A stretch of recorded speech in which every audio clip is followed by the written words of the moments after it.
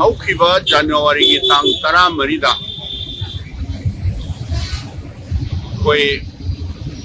BJP की office है बतारे थंबाल संगलेंदा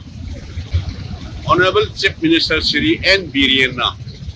क्लीवे स्टेट गवर्नमेंट सिगी against the high batare no confidence motion khalakani hydra ma apprehension leibagira karigino no confidence motion muk torpa targati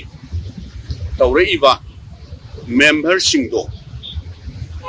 madu mayam na koitan tanadra mayum da bhawa leibang amoy hydra pan khibado hujik phauda social media platform da video da kari viral chatro hujik phau leiri masi matang sida koi opposition side tagi akoina honorable governor unaraga masi gumba wahi wata se state amagi leader amana sigumba pallaga ngang base the unbecoming of a leader haibatare adagi akoi ki honorable member singi haibatare august house ki honorable member singi akoi ki privilege sokpa right sokpa aduga some honorable members in a house da akoi da piba constitution na akoi da piba right constitution makada house da akoina business sathagaduri base rule amagi makada rule of procedure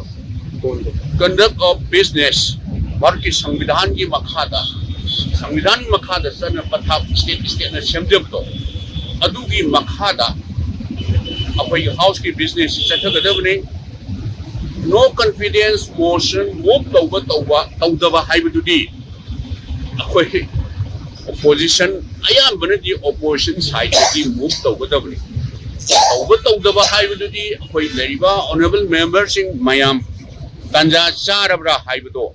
akoina yengaga akoina decide tawgadabni mada akoina thamjaningi budi honorable chief minister na thamjibado madu akoi madudayda akoi संविधान की against संविधान पीबा संविधान की मखादा पीबा rule of procedure conduct of business की member अमगी राइट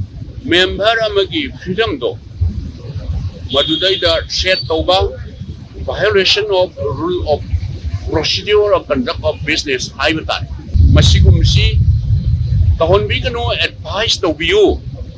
अदुगा अखोइना अदुगुंबा सेट तौरागा अखोई कीरगा हल सेन के दबसु नतिएबा अखोई की तौबम थोपा इथौदुदी अखोई मुन्ना खल्लगा हाउस दा नो कॉन्फिडेंस मोशन मुक तौगद्रा तौरोइद्रा करी करी तौगदगे हाइबदुदी अखोई स्टेट की प्रजा सिंगी इंटरेस्ट दा चाहि अनि फारका दरबा हुजिक लॉ एंड ऑर्डर लैरिबा फिबम तंगदु लेता दबा स्टेट से लै तौरिबा मयाम से मखोइना तौबम थोपा स्टेट गवर्नमेंट अमगी तौगदब मथौदुदी तौद्रदना कोई ओपोजिशन की सेंगना हायरबदा अखोई मंगा खतनी नो कॉन्फिडेंस मोशन न कोइना मूव तौरसु अखोई सक्सेस होइबा याई होइदबा याई अदुदी तौरिंग तौजरक्सनो मोइना तौजर हाइदना हाइबा अखोई डिफीट तौर लोरे हाइद्रा तुमिना लैगदबदुबो मोकरी की टाइप ता फागी की टाइप ता सुमाइना वासी गांगथोक्त्रिङैदा मुन्ना खल्लगा गांगहन्निङे अदु मदुगुम्बा चेट तौबा मेंबरसिंगना चेट तौबदो कोई पार्टी दी मदद कीरगा हन्ना कोई चेनगदब नत्ते अखोई तौगदब इथौ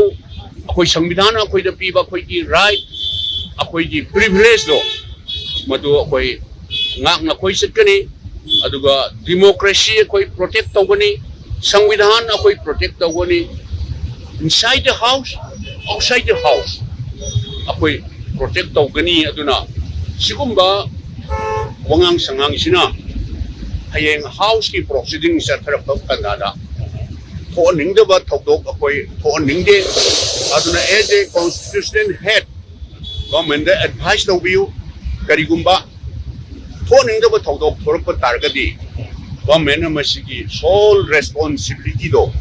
उगदबनी हाइना हेड ऑफ द कॉन्स्टिट्यूशन अदुगा स्टेट सिगी हेड अमा ओइबरिबा कोई ऑनरेबल गवर्नर दा कोई प्रायर इंफॉर्मेशन अदुगा कोई मोइदा मेमोरेंडम अमा सबमिट